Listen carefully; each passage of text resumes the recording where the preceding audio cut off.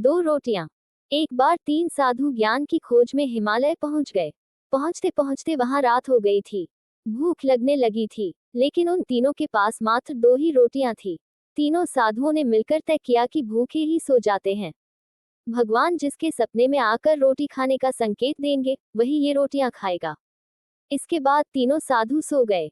आधी रात को तीनों साधु उठे और अपना अपना सपना सुनाने लगे। पहला साधु बोला, मैं सपने में एक ऐसी जगह पहुंच गया जहां बहुत शांति थी। वहां मुझे भगवान के दर्शन हुए। वे मुझसे कह रहे थे, तुमने जीवन में सदा त्याग ही किया है, इसलिए तुम्हें ही ये रोटियां खानी चाहिए। तभी दूसरा साधु बोल पड़ा, मैंने भी सपने में देखा कि तपस्या करने के कारण मैं महात्मा बन गया हूँ और ईश्वर मुझे आशीर्वाद देते हुए मुझसे कह रहे हैं, लंबे समय तक कठोर तप करने के कारण इन रोटियों पर सबसे पहला हक तुम्हारा है, तुम्हारे उन 2 साथियों का नहीं। इसके बाद वे अंतर्धान हो गए। अब वे दोनों साधु तीसरे की तरह इस आशा से देखने लगे कि उसने सपने में क्या देखा। तीसरे साधु ने कहा, मैंने सपने में कुछ नहीं देखा, क्योंकि मैंने वे दोनों रोटियां खा ली हैं। तीसरे साधु का इतना कहना था कि पहले दोनों साधु क्रोधित हो गए।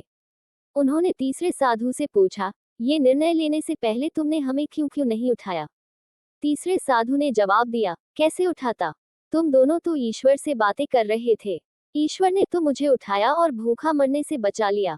वास्तव जीवन मरण का जब प्रश्न हो, तो कोई किसी का मित्र नहीं होता। व्यक्ति वही काम करता है जिससे उसका जीवन बच सके।